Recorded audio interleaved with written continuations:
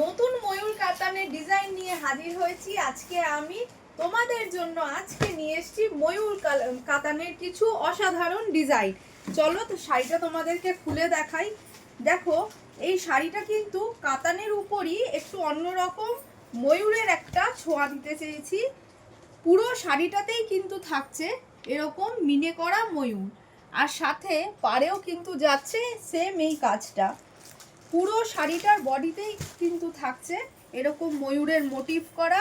এবার আমি আঁচলটাকে দেখাবো তোমাদেরকে। আঁচলেও কিন্তু থাকছে এরকম ময়ূর করা। একটু কাছ থেকে দেখালে তোমরা হয়তো কাজটা ভালো করে বুঝতে পারবে।